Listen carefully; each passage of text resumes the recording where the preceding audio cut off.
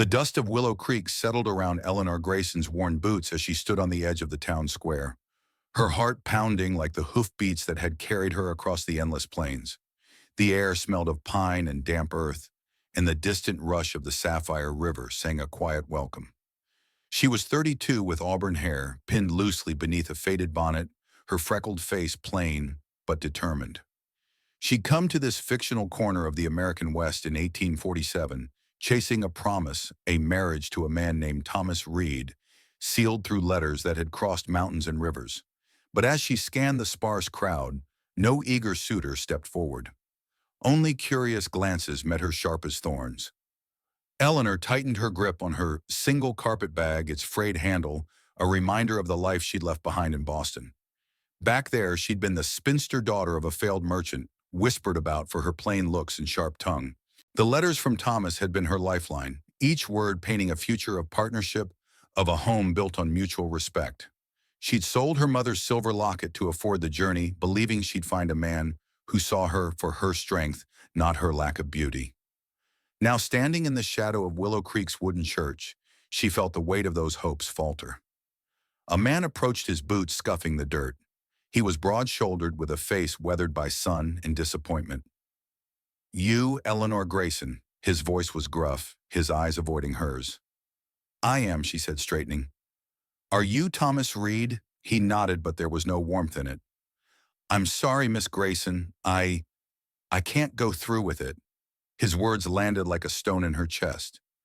"I thought I could, but seeing you now, you ain't what I pictured from your letters. I need a wife who can fit in here. I'm sorry." The world tilted. Eleanor's breath caught her fingers trembling on the bag. Not what he pictured. The rejection stung not because she loved him, she barely knew him, but because it echoed every whisper she'd fled in Boston. Too plain, too outspoken, too much. She wanted to scream, to demand he see her worth, but pride locked her jaw. "I understand," she said, her voice steady despite the ache. "I'll find my own way."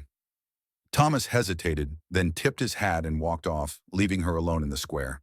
The townsfolk's stares burned her skin, their murmurs a low hum. She was a stranger here, a woman discarded before she'd even begun.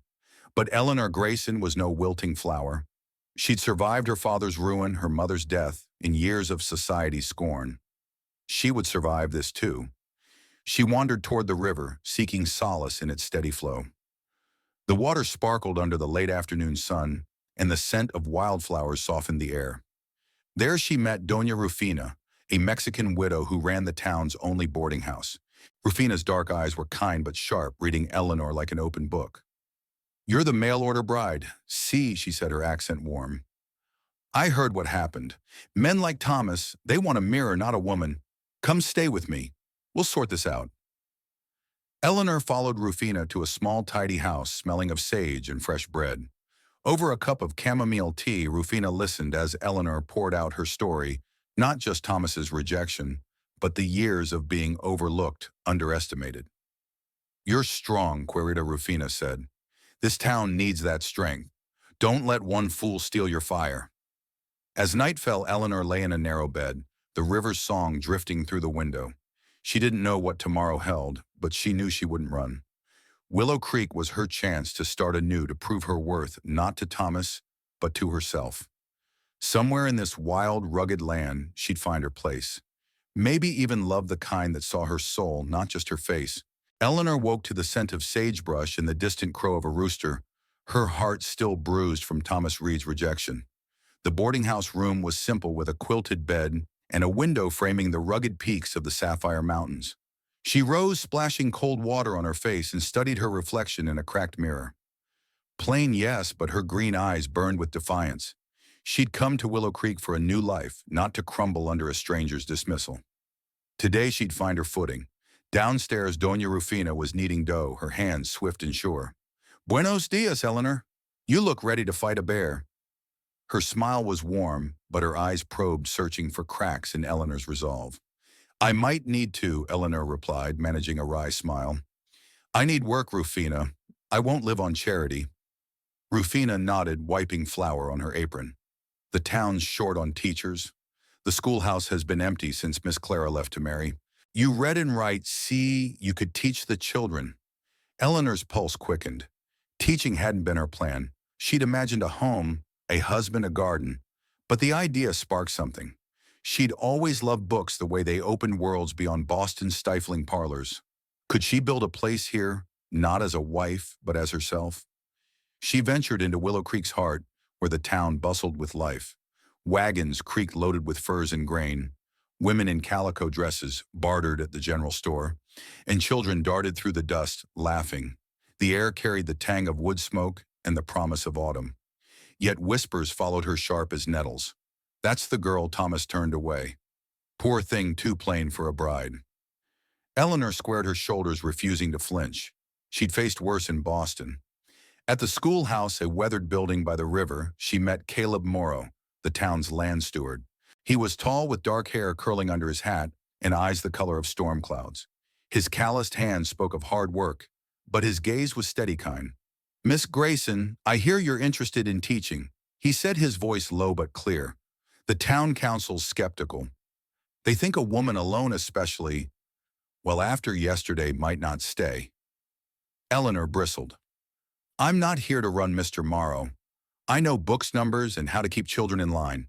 Give me a chance to prove it." Caleb studied her, not with pity, but with something like respect. "Fair enough. Start tomorrow. I'll talk to the council." He hesitated, then added, "I know what it's like to be judged before you're known. Don't let 'em break you." His words lingered as she walked back to Rufina's and the river's murmur, a quiet companion. Caleb's kindness was unexpected, but she didn't trust it yet. Men had disappointed her before. Still, his mention of being judged stirred her curiosity. What shadows did he carry? That evening, Rufina shared gossip over supper, bean stew, and cornbread that warmed Eleanor's bones. "Caleb's a good man," Rufina said. "Lost his wife 3 years ago to fever. He's raised his daughter, Lila, alone. But watch out for Margaret Tate. She's got her eye on him and doesn't take kindly to competition." Eleanor laughed, a sharp sound. "I'm no competition. I'm here to teach, not chase a man." Rufina's eyes twinkled. "Life has a way of surprising you, Carita." The next morning, Eleanor stepped into the schoolhouse facing a dozen children with curious eyes and restless feet. She introduced herself, her voice firm but warm, and began with a story from a tattered book of fables. The children leaned in, captivated. For the first time since arriving, Eleanor felt a spark of belonging. But as she dismissed them, Margaret Tate appeared in the doorway, blonde, poised, and icy. "Miss Grayson," she said, her smile sharp, "don't get too comfortable. Willow Creek doesn't take kindly to outsiders who overstay their welcome." Eleanor's jaw tightened. She'd faced rejection, whispers, and now this. But she wouldn't back down. The schoolhouse, the children, this wild land, they were her chance to build something real. Could she stand her ground against Margaret's venom and the town's doubts? And what did Caleb's quiet support mean in a place that judged her so harshly? The morning light spilled through the schoolhouse's warped windows, casting a warm glow on the wooden desks where 12 children fidgeted, their eyes darting between Eleanor and the world outside. Willow Creek's autumn air carried the scent of fallen leaves and distant chimney smoke, but inside the room buzzed with a different energy, curiosity, skepticism, and the faint hope of something new. Eleanor's hands trembled as she clutched a slate, but her voice was steady as she taught fractions, weaving in stories of pioneers dividing land and supplies. The children, even the rowdiest boys, leaned forward, caught by her quiet fire. She'd spent the night at Rufina's boarding house replaying Margaret Tate's barbed words. "Don't get too comfortable." The warning stung not because Eleanor feared Margaret's beauty or status, but because it echoed the rejection she'd fled in Boston. Society had always judged her too plain, too sharp-witted, too much for a woman. But here in this rough-hewn schoolhouse, she felt a spark of purpose. These children, with their smudged faces and eager questions, didn't care about her looks or her past. They needed her, and she needed them. Outside, the town was less forgiving. As Eleanor swept the schoolhouse steps at noon, she caught whispers from passing women, wives of farmers and traders, their bonnets shielding judgmental eyes. "Thomas was right to send her packing," one muttered. "She's no fit for Willow Creek." Eleanor's broom paused, her knuckles whitening. She wanted to shout that she wasn't here for Thomas or their approval, but for a life of her own making. Instead, she swept harder, the bristles scraping the wood like a challenge. Caleb Morrow appeared leading a chestnut mare, his daughter Lila, at his side. The 6-year-old had her father's stormy eyes and a shy smile that softened Eleanor's edges. Miss Grayson, Caleb said, tipping his hat, "Lila says you made numbers sound like an adventure. That's no small feat." His tone was warm, but there was a weight behind it, as if he carried burdens he didn't speak of. Eleanor smiled at Lila. "I'm glad you think so, Lila. Tomorrow we'll turn words into stories." Lila beamed, clutching a slate to her chest. Caleb's gaze lingered on Eleanor, not with pity, but with a quiet recognition, as if he saw the strength she fought to prove. "Keep at it," he said. "The council's watching, but so are the kids. They're the ones who matter." His words bolstered her, but trouble brewed by afternoon. Margaret Tate returned this time with a petition from concerned mothers, claiming Eleanor lacked the refinement to teach. "We need someone who reflects Willow Creek's values." Margaret said, her voice honeyed but sharp, her blonde curls gleaming under her bonnet. "Not a stranger with no roots here." Eleanor's temper flared, but she kept it leashed. "Miss Tate, I teach to give these children a future, not to win a beauty contest. Judge me by my work, not my face." The words hung in the air, and Margaret's smile faltered. For a moment, Eleanor felt the thrill of standing her ground, but doubt crept in. Could she win over a town that saw her as an outsider? That evening, Rufina poured tea and offered wisdom. Margaret scared Corita. "She's used to being the queen bee, but you're a wildfire. Let them feel your warmth." Rufina's words kindled something in Eleanor. She wasn't just fighting for herself. She was fighting for every child in that schoolhouse, for every woman told she wasn't enough. As she lay in bed, the river's song weaving through the night, Eleanor vowed to stay. She'd teach, she'd build, she'd prove her worth. But Margaret's petition loomed, and the council's decision would come soon. Could she sway them before they closed the schoolhouse door? And why did Caleb's quiet faith in her stir something deeper, something she wasn't ready to name? The morning broke with a restless sky, clouds rolling over the sapphire mountains like a warning. Eleanor stood at the schoolhouse door, her auburn hair tucked beneath a simple shawl, watching the children arrive. Their laughter, bright against the gray dawn, felt like a gift. She'd spent the night wrestling with Margaret Tate's petition, its words clawing at her resolve, an unfit influence lacking the grace and standing required. The council would meet tomorrow to decide her fate as Willow Creek's teacher. Eleanor knew she had one day to prove she belonged not just to them, but to herself. Inside, she taught with a fire she hadn't known she possessed. She guided the children through spelling, weaving tales of explorers to make the letters come alive. Lila Morrow, Caleb's daughter, hung on every word, her small hand tracing sentences with care. But when recess came, Eleanor overheard 2 boys whispering about their mother's doubts. "They say she won't last," one said. "Not pretty enough for Willow Creek." The words stung, but Eleanor knelt beside them, her voice gentle but firm. "Boys, it's not looks that make a teacher. It's heart. You tell your mamas that." They nodded wide-eyed and ran off to play. The day took a sharper turn when Thomas Reed appeared, his hat in hand, his face flushed with discomfort. "Miss Grayson," he said, avoiding her eyes, "I heard about the petition. I didn't mean for this. I just thought you should know Margaret's pushing hard. She's got half the town believing you're trouble." Eleanor's chest tightened. Thomas's rejection had been personal. This was public, a campaign to erase her. "Why tell me this, Mr. Reed?" she asked, her voice cool. "You made your choice clear." He shifted, uneasy. "I was wrong to judge you so quick.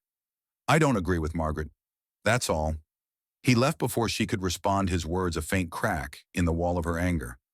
But they didn't erase the hurt or the fight ahead. Caleb arrived later, bringing firewood for the schoolhouse stove. His presence was steady like the river that ran through Willow Creek, and his eyes held a warmth that unsettled her. "I heard about the petition," he said, stacking logs with care. "Margaret's got influence, but she's not the town. You've got allies, Miss Grayson. Lila talks about you like you hung the stars." Eleanor's throat tightened.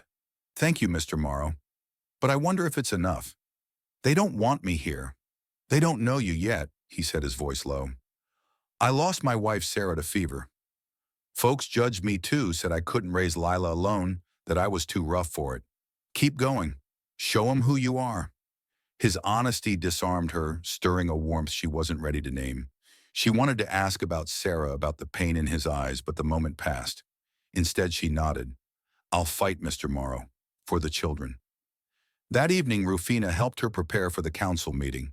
Over a supper of tamales and cider, the older woman shared stories of her own battles as a Mexican widow in a town that often saw her as other. You don't win by being what they want, Rufina said, her eyes fierce. You win by being you. Eleanor spent the night drafting a speech, her quill scratching under candlelight. She wrote of her love for teaching, of the children's potential of a Willow Creek, where outsiders could belong. The words poured from her heart, but doubt lingered. Could she sway a council swayed by Margaret's charm? As the wind rattled the boarding house, she imagined facing the townsfolk, their eyes cold, their minds made up. But she also saw Lila's smile, Caleb's quiet faith, Rufina's strength. They were her roots, fragile but growing. Tomorrow she'd face the council. Tomorrow she'd stand for herself. But could her words light a spark in a town determined to snuff her out? The town hall smelled of pine resin and wax, its wooden benches, packed with Willow Creek's residents. The late afternoon sun slanted through narrow windows, casting long shadows that seemed to stretch toward Eleanor as she faced the council. Her heart thudded, but she stood tall, her plain gray dress a stark contrast to Margaret Tate's elegant blue silk. The council, 5 men weathered by years of frontier life, watched her with guarded expressions. Margaret sat in the front row, her smile sharp as a blade, her petition clutched like a trophy. Eleanor's speech, scribbled late into the night, felt heavy in her hands. This was her moment to claim her place or lose it. Gentlemen, she began, her voice steady despite the knot in her chest. I came to Willow Creek seeking a home, but I found a purpose. Your children deserve a teacher who sees their potential, not their flaws. I'm that teacher. I'm not here to be what you expect, but to give what this town needs: knowledge, hope, and a chance for every child to rise. She spoke of Lila's shy brilliance, of young Tommy's struggle with letters, of the way stories lit up their eyes. She shared her own story, not the rejection by Thomas Reed, but the years in Boston where she'd been deemed unworthy for her plain face and sharp mind. I know what it's to be judged, she said, her gaze sweeping the room. But I also know how to fight for what matters. Let me fight for your children. A murmur rippled through the crowd. Some faces softened. Others remained stone. Margaret stood, her voice smooth as honey. Miss Grayson speaks well, but words don't make a teacher. We need someone who belongs, someone who reflects our values. She's an outsider, untested, unfit. Her eyes flicked to Eleanor, daring her to falter. Eleanor's temper flared, but she held it in check. Miss Tate belonging isn't born of beauty or status. It's built through work, through care. I'm here to build. A few heads nodded, and Lila, sitting with Caleb, clapped softly, her small face alight. Caleb's eyes met Eleanor's, steady and warm, urging her on. The council deliberated, their voices low. Eleanor waited, her pulse a drumbeat, the scent of autumn air drifting through an open window. Finally, Mr. Hargrove, the council head, stood. Miss Grayson, we'll give you 1 month. Prove you can teach, prove you belong. If the children learn and the parents agree, you stay. If not, you're out. It wasn't victory, but it was time. Eleanor nodded, her chin high. Thank you. I'll prove it. The crowd dispersed, some whispering, others offering cautious smiles. Margaret swept out, her expression unreadable, but Eleanor felt a spark of triumph. She'd won a chance. Outside, the Sapphire River glittered under the setting sun, its rush a steady reminder of resilience. Caleb approached Lila at his side. You did good, he said, his voice low. Not everyone could stand up like that. I meant what I said. You've got allies. Lila hugged Eleanor's skirt, whispering, You're my favorite teacher. The words wrapped around Eleanor's heart like a quilt. That night at Rufina's, Eleanor shared the news over a supper of spicy chili and cornbread. Rufina's eyes gleamed. 1 month, Querida. That's enough to show them your soul. But watch Margaret. She won't stop. Eleanor nodded, her mind racing. She'd need to plan lessons that captivated the children, won over parents, and silenced doubters. She'd need to be more than good. She'd need to be unforgettable. As she lay in bed, the river's song weaving through the night, Eleanor felt the weight of her task. A month to change minds, to root herself in Willow Creek. Caleb's faith in her lingered, stirring a warmth she pushed aside. This wasn't about love, not yet. It was about proving she was enough. But could she teach fight and hold her ground against Margaret's schemes? The first week of Eleanor's trial month dawned crisp with the sapphire river shimmering under a sky streaked with pink. Willow Creek hummed with its usual rhythm, wagons rattling, the blacksmith's hammer ringing. But for Eleanor, every day felt like a gauntlet. The council's ultimatum hung over her sharp as the autumn chill, but she channeled her fear into action. She'd prove her worth not just for herself, but for the children who deserved more than a town's narrow judgments. Inside the schoolhouse, Eleanor transformed the dusty space. She hung maps she'd drawn by hand, their edges curling, like the promises she made to her students. She taught with a passion that surprised even her, blending arithmetic with stories of traders crossing the plains, history with tales of the land's first peoples. The children responded, their eyes bright with curiosity. Caleb Morrow especially bloomed, reading aloud, with a confidence that made Eleanor's heart swell. But not all were won over. Some parents lingered at the schoolhouse door, their whispers sharp. "She's trying too hard. She doesn't belong." One afternoon, as Eleanor helped the children plant a small garden behind the schoolhouse, a project to teach measurements and patience, she caught sight of Caleb Morrow approaching. His broad shoulders were hunched against the wind, and his face carried a quiet intensity. "Miss Grayson," he said, kneeling to help Lila press a seed into the soil, "this garden's a fine idea. Teaches 'em more than books can." Eleanor brushed dirt from her hands, her cheeks warming under his gaze. "I want them to see how things grow, Mr. Morrow. How effort turns into something real." She paused, then added, "Like trust, maybe." Caleb's eyes met hers, steady and searching. "Trust takes time, but you're planting the right seeds." His words, simple yet weighted, stirred something in her, a flicker of connection she wasn't ready to name. She turned back to the children, her heart a tangle of hope and caution. Trouble brewed by week's end. Margaret Tate, ever the shadow, rallied a group of mothers to inspect Eleanor's lessons. They arrived unannounced, their bonnets a row of judgment. Margaret's voice was velvet over steel. "We're here to ensure the children aren't being led astray by unconventional methods." Eleanor's pulse raced, but she invited them in, guiding the children through a recitation of poetry. The mothers watched some softening as young Tommy stumbled through a verse, then beamed when Eleanor praised his effort.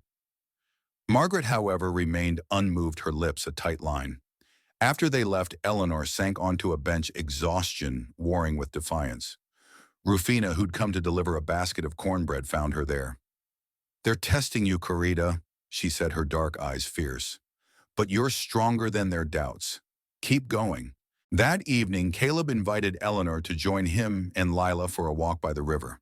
The water gleamed under the setting sun, its rush blending with the rustle of cottonwood leaves. Lila skipped ahead, collecting smooth stones, while Caleb spoke of Willow Creek's struggles, droughts, harsh winters, and the divide between old settlers and newcomers. "You're not the only one fighting to belong," he said, his voice low. "I came here after losing Sarah, hoping for a fresh start. Folks judged me too, said I'd fail Lila. But we're still here."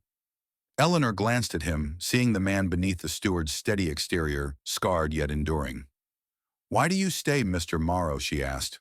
"For Lila," he said simply, "and because this land's worth it. So are you."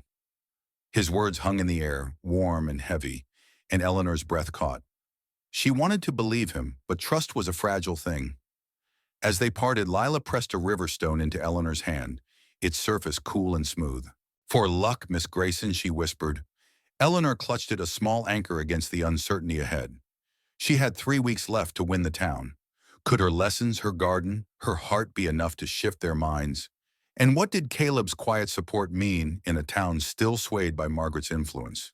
The second week of Eleanor's trial month unfolded under a sky heavy with the promise of rain. The schoolhouse garden sprouted tiny green shoots, a fragile mirror of her hopes. but the town's judgment loomed like the storm clouds over the Sapphire Mountains. Eleanor poured her heart into her lessons, teaching the children to write letters to imaginary pioneers, their words brimming with dreams of adventure. Their laughter filled the room, a balm against the whispers that followed her through Willow Creek's dusty streets. Yet she felt the weight of eyes, some curious, some cold, watching her every move.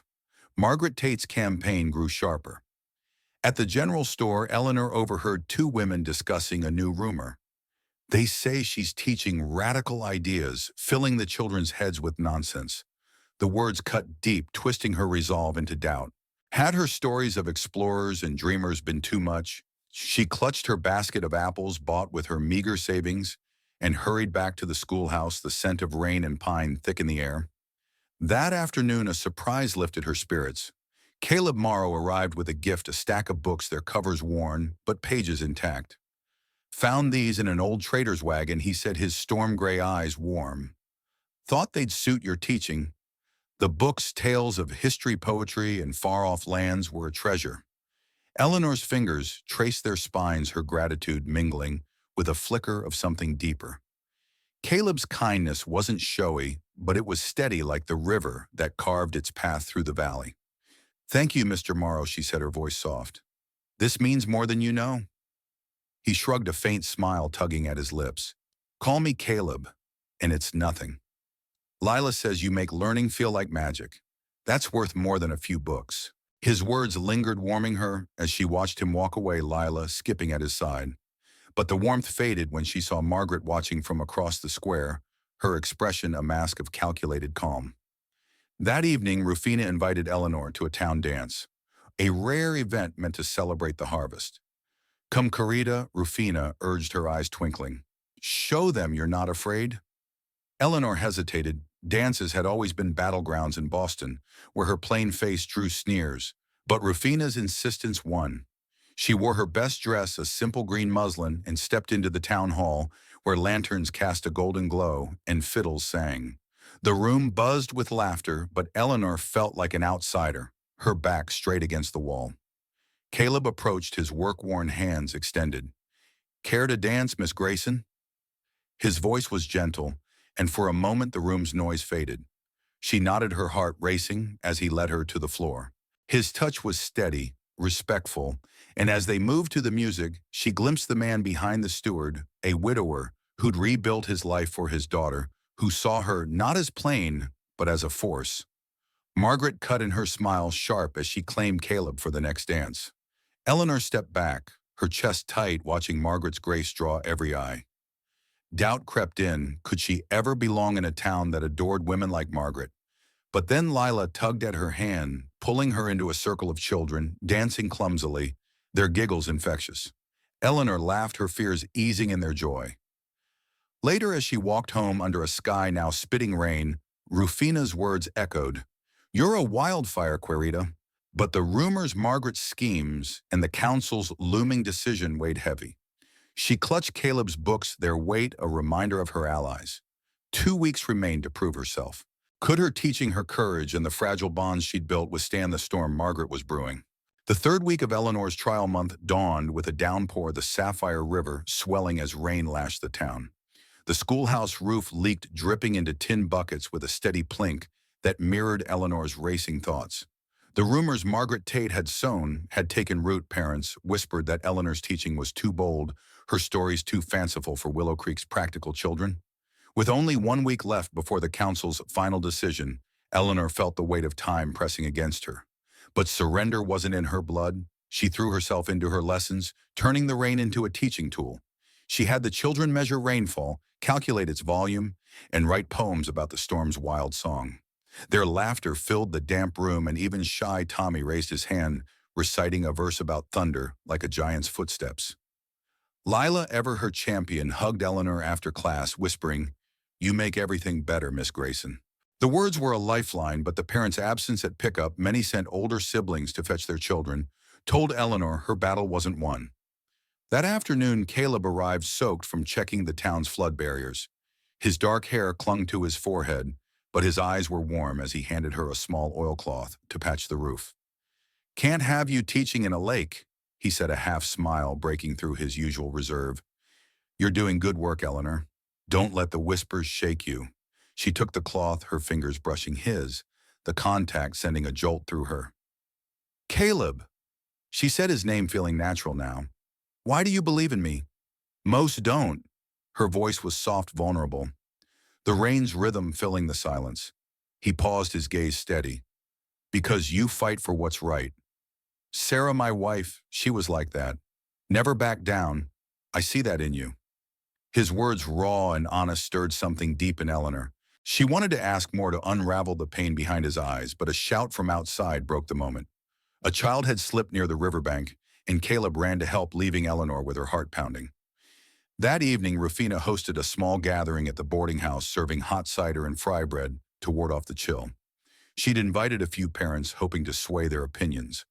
Eleanor spoke of her plans, a community reading night where children and parents could share stories. Some parents nodded, intrigued, but others, loyal to Margaret, stayed silent. When Margaret herself appeared uninvited, her presence was like a cold wind. A reading night, she said, her tone mocking. Charming, but Willow Creek needs practical skills, not dreams. Eleanor's temper flared, but she kept her voice even. Dreams teach children to think, Miss Tate. That's as practical as it gets. A few parents murmured agreement, and Margaret's smile tightened. For the first time, Eleanor felt the tide shift, if only slightly. Later, as she helped Rufina clean, Eleanor confided her fears. What if it's not enough, Rufina? 1 week left, and half the town still sees me as an outsider. Rufina squeezed her hand, her eyes fierce. You're building something, Carita. Not just a school, but a home. Keep going. They'll see. Her words echoed Caleb's, and Eleanor clung to them as she lay in bed, the rain song weaving through her dreams. She saw the reading night as her last chance, a way to show Willow Creek her heart. But Margaret's influence lingered, and the council's decision loomed. Could she light a spark bright enough to outshine the doubts? And why did Caleb's faith in her feel like a flame she couldn't ignore?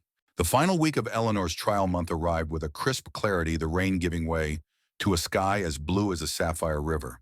The town hall buzzed with anticipation for the reading night. Eleanor had planned a bold bid to prove her worth before the council's decision. She'd spent days preparing, her hands stained with ink from writing invitations, her heart buoyed by the children's excitement. The scent of pine and fresh-baked bread filled the air as townsfolk gathered, their faces a mix of curiosity and skepticism. Eleanor's stomach churned, but she stood tall, her green muslin dress catching the lantern light like a quiet promise. The children took turns reading their stories, tales of brave pioneers, talking animals, and dreams of distant lands. Lila Morrow's voice rang clear as she read a poem about the river, her words painting its flow as a song of hope. Even Tommy, once shy, shared a story of a boy who tamed a wild horse, his grin wide as the crowd clapped. Eleanor watched the parents, some leaning forward, others whispering. She caught Caleb's eye across the room, his nod steady and warm, like a hand extended in the dark. But Margaret Tate sat in the front row, her smile tight, her presence a reminder of the battle still raging. When it was Eleanor's turn, she stepped forward, clutching a worn book of fables. Stories, she began, her voice soft but clear, teach us who we can be. They show us courage, kindness, and the strength to rise above judgment. She read a tale of a plain sparrow who saved a forest, her words weaving a spell over the room. She spoke of her own journey, not the pain of Thomas's rejection, but the hope that brought her to Willow Creek, the belief that every soul deserved a chance to belong. The room was silent, save for the crackle of the fire and the distant rush of the river. A few parents wiped their eyes, and Rufina, standing at the back, beamed like a proud mother. But Margaret stood, her voice cutting through the warmth. Charming Miss Grayson, but stories won't plow fields or build homes. We need a teacher who understands our ways, not a dreamer who stirs unrest. Her words landed like stones, and a few nods followed, though fewer than Eleanor feared. Caleb rose, his presence commanding. Miss Tate, this town's built on more than plows. It's built on people who care. People like Miss Grayson, who's teaching our children to think, to dream, to be better. I say she's earned her place. His voice was steady, but his eyes, fixed on Eleanor, held a fire that made her breath catch.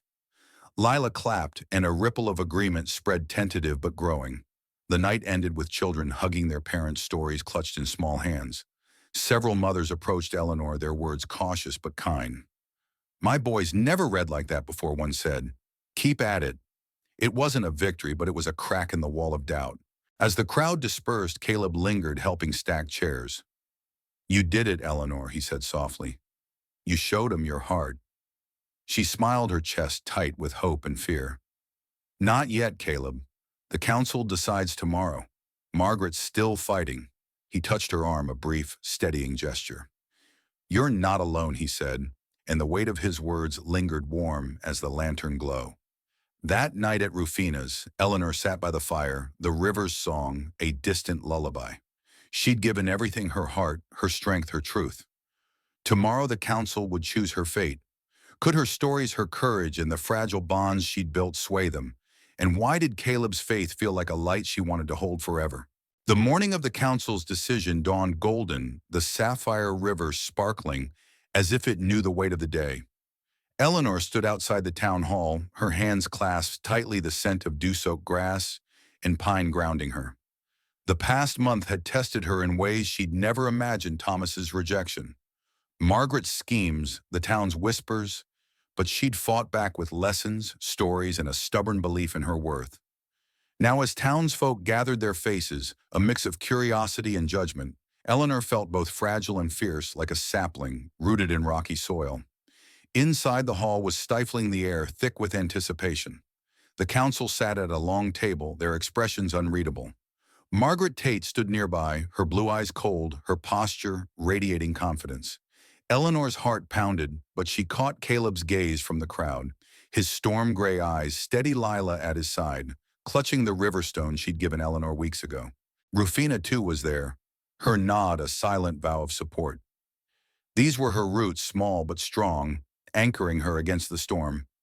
Mr. Hargrove, the council head, cleared his throat. "Miss Grayson, you've had your month.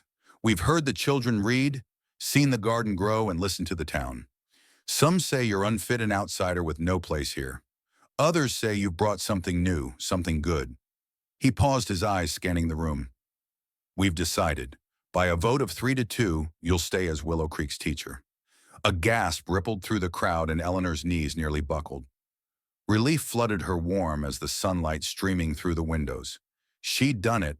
She'd won. But before she could speak, Margaret stepped forward, her voice sharp. "This is a mistake. She'll never belong here. She's not one of us." Eleanor faced her voice steady despite the tremor in her hands. "Miss Tate, belonging isn't about being like you. It's about giving to this town, loving its children, building its future. I'm here for that, whether you approve or not." The room fell silent, and even Margaret faltered, her argument spent. A few parents clapped their approval, tentative but real. Thomas Reed, standing at the back, tipped his hat, a quiet gesture of respect. As the crowd dispersed, Caleb approached Lila, tugging at his hand. "Told you," he said, his smile soft but proud. "You're a force, Eleanor Grayson." Lila hugged her, whispering, "You're my teacher forever." Eleanor's eyes stung, but she smiled, the river stone heavy in her pocket, a reminder of the girl's faith in her own. That evening, the town gathered by the river for a harvest feast, lanterns glowing like fireflies. Eleanor walked with Caleb, the air sweet with roasted corn and wildflowers.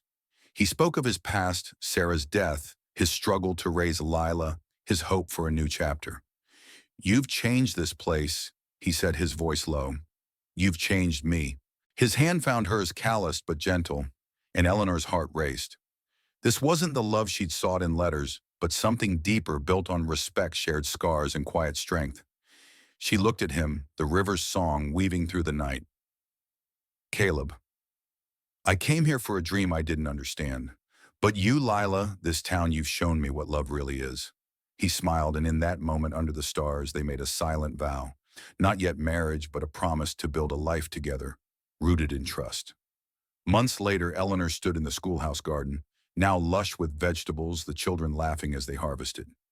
She and Caleb were planning a simple wedding, and the town, once skeptical, now embraced her as their own. She'd built more than a classroom, she'd built a home, a legacy of courage and care that would outlast her. You've followed Eleanor's journey to this triumphant end. Leave a comment with the word roots and share which moment moved you most. Like, share, and subscribe to spread these stories of love and resilience. Check out more inspiring tales in the description below.